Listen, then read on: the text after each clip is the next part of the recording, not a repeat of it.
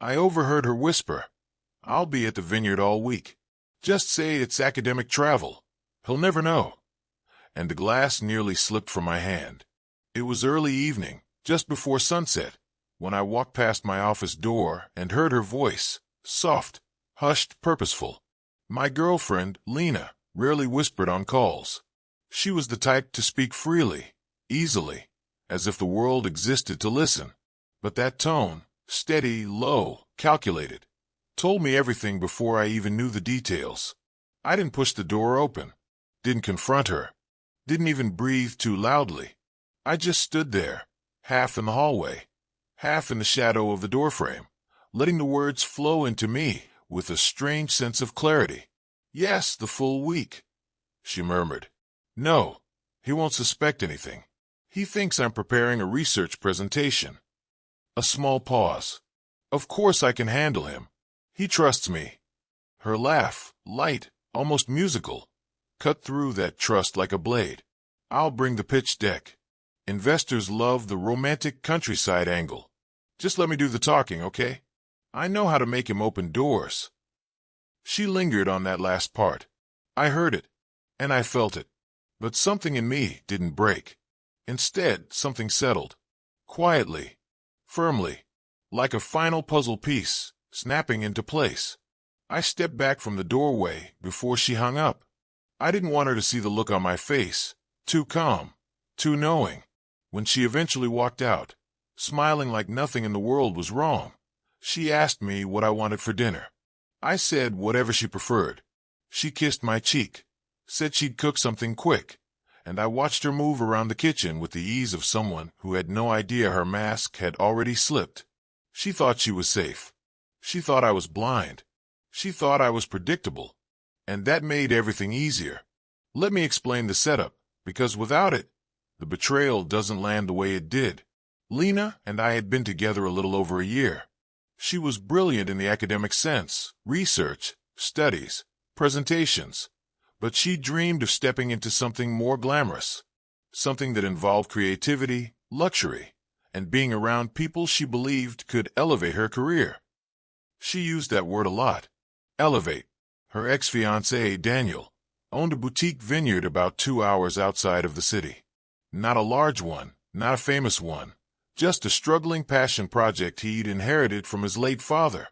He had poured every cent into it, and from what I knew, it still wasn't enough. He was trying to pivot toward a luxury wine tourism brand, but he lacked the connections, the investors, and the logistics knowledge to make anything sustainable. Lena, however, loved the image of it, loved the dream, loved the aesthetic, and apparently, she loved being part of Daniel's comeback fantasy. But the real twist? I had no idea she was still in contact with him. No idea she had visited the vineyard twice behind my back. No idea she was planning to collaborate with him on a pitch for new investors. What I didn't know was this. I was preparing a major investor event for my own company, an expansion for the logistics tech branch we'd spent 2 years developing. We had a strong proof of concept, a small team, and 2 potential private equity firms already showing interest. Lena knew about all of this. She also knew several of the high-net-worth attendees were people I'd known since early in my career. 3 days before the phone call I overheard, she asked me, casually, innocently, if she could bring a small independent project to the investor event, something she had been helping with academically. I remember blinking at her, confused. She wasn't in business development. She wasn't in wine production, branding, or hospitality. But she gave me this soft, pleading smile and said, "It's just a concept, a harmless pitch. They probably won't even look at it, but it would mean a lot." At the time, I said I'd think about it, and I genuinely intended to, because I trusted her.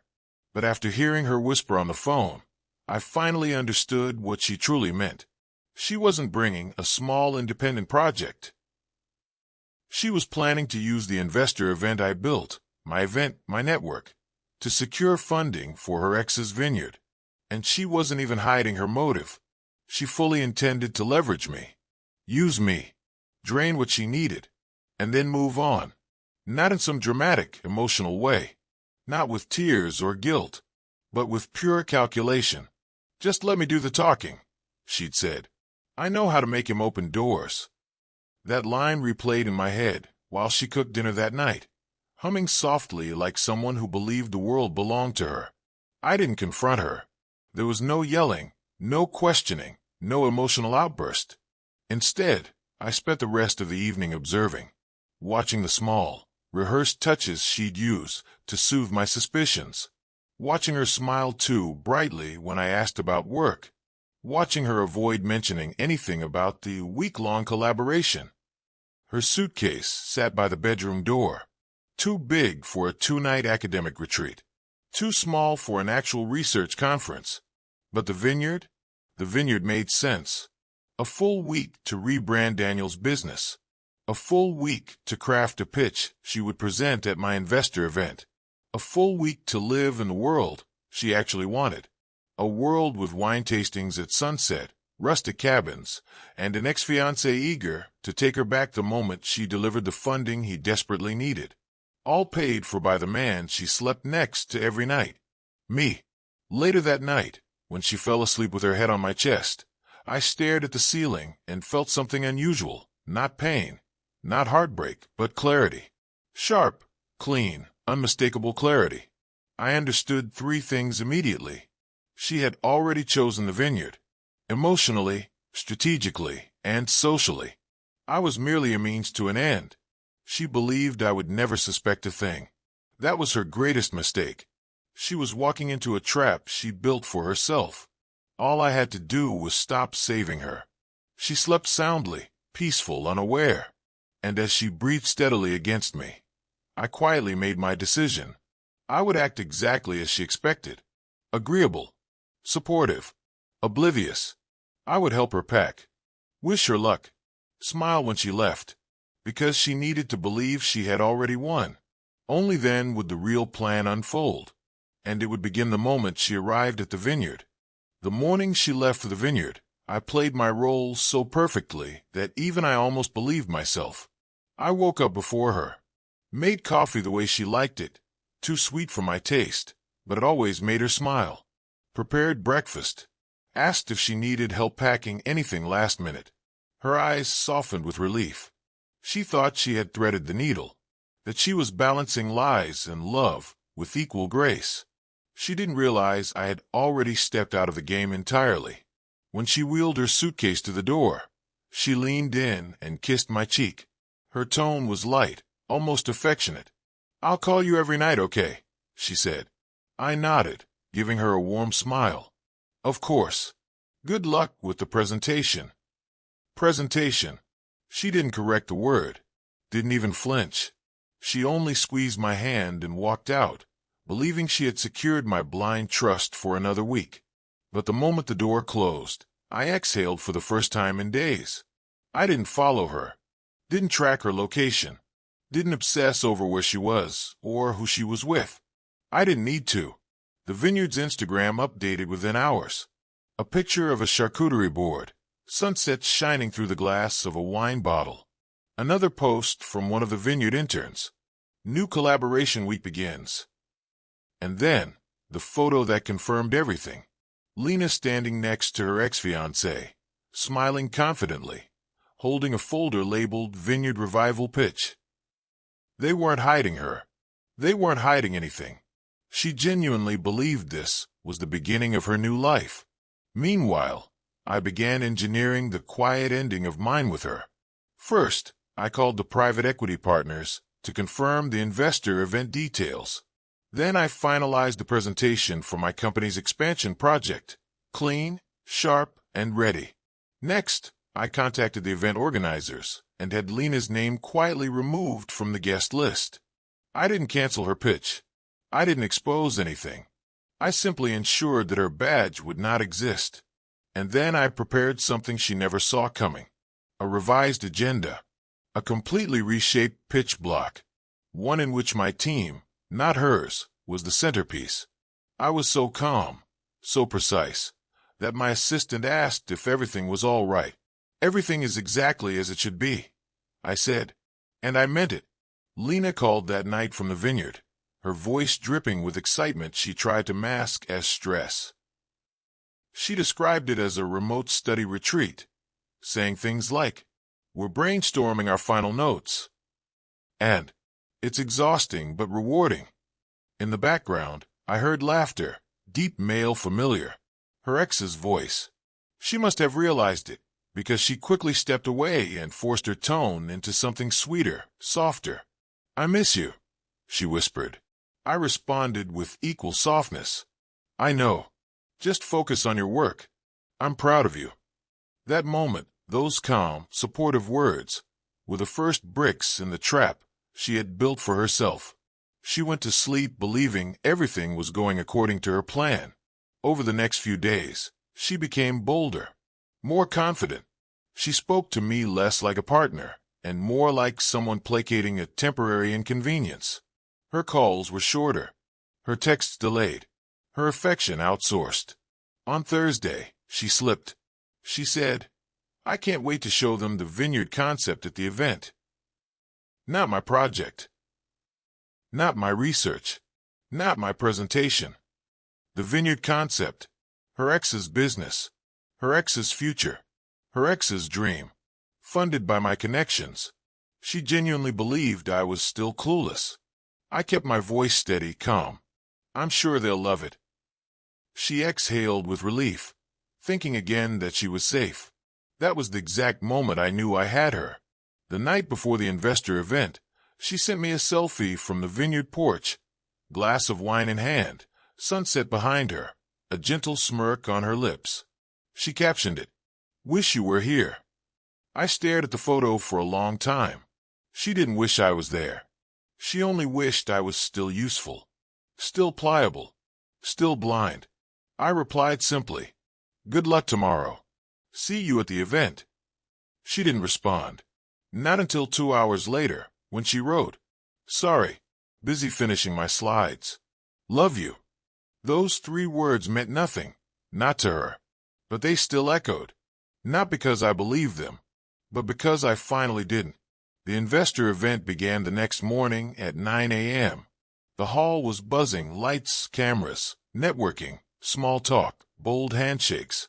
The investors I'd known for years were excited to hear the new logistics tech proposal. Everything was set. Everything was in motion. At 9:40 a.m., I checked my phone. No message from Lena. At 9:55, my assistant approached.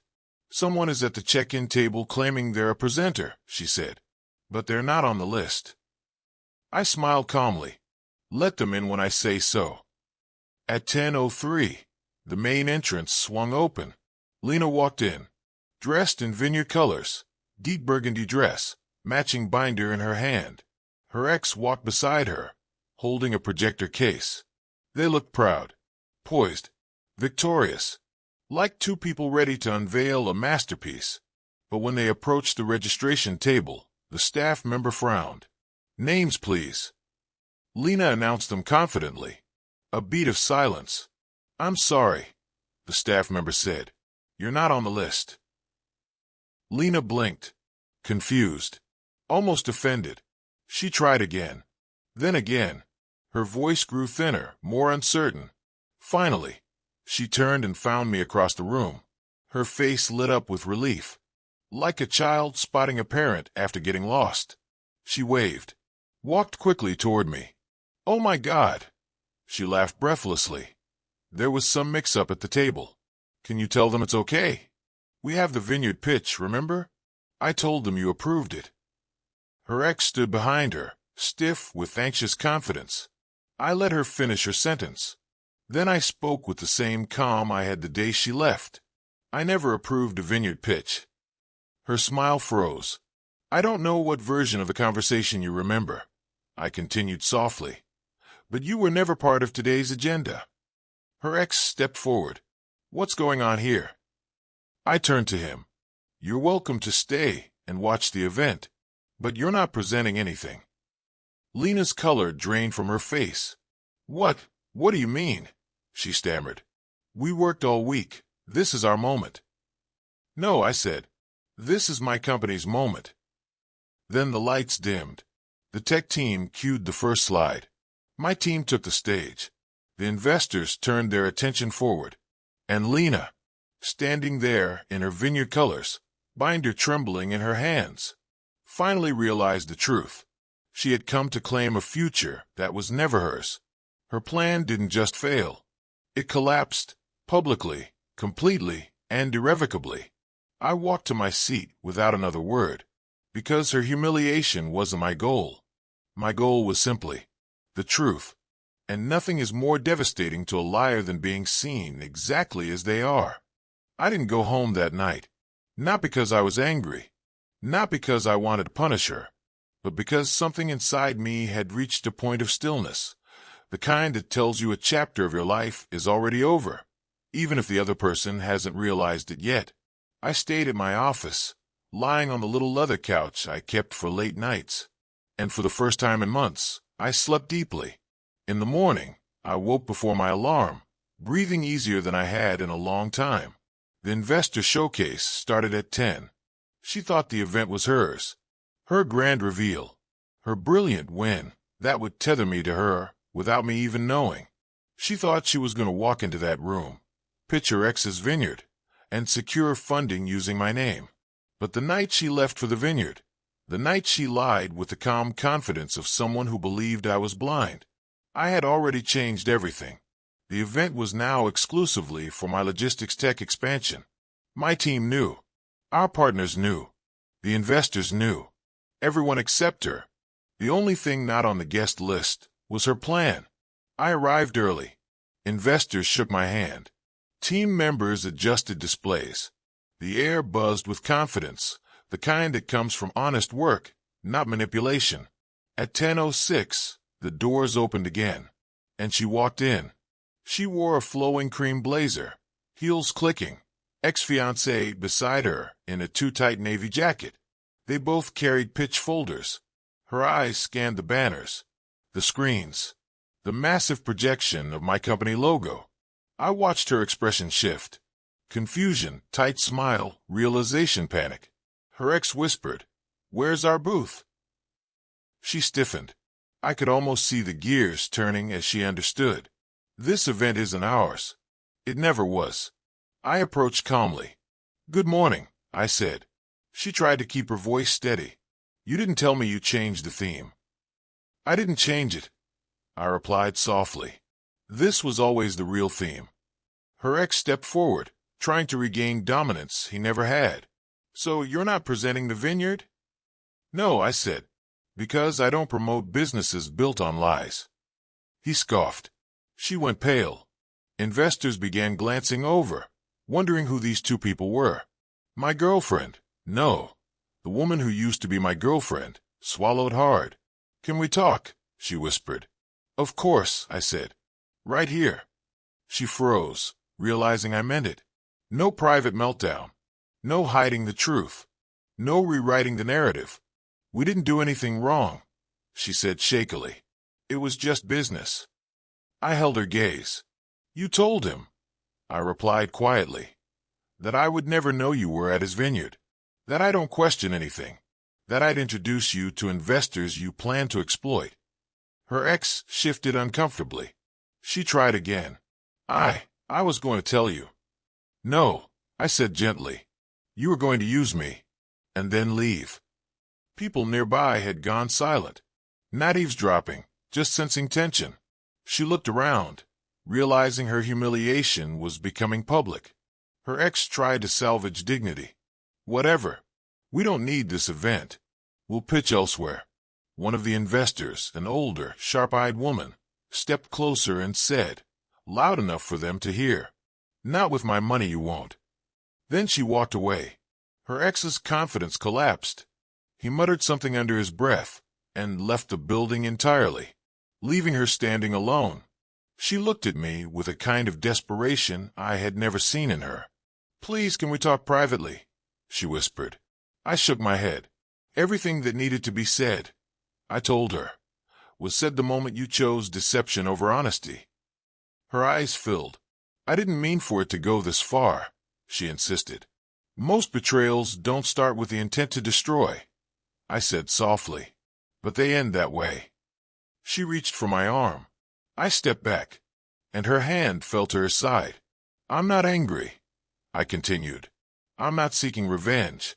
I'm choosing myself, and that means choosing peace. She finally understood. Her face crumpled, not in remorse, but in the terror of losing the safety net she thought I was. I love you, she whispered. You love what my stability gave you. I answered, not me. Then I walked past her, not quickly, not triumphantly, but with the quiet certainty of a man whose clarity had finally sharpened. The event went flawlessly. We secured 3 major investors. My team celebrated. A new chapter for the company opened. Her ex's vineyard didn't survive the year. Too much debt, too little truth. As for her, mutual friends later mentioned she tried to spin the story, tried to blame circumstances, tried to rewrite herself as the victim. But reality has its own gravity. People eventually saw her pattern. Doors closed.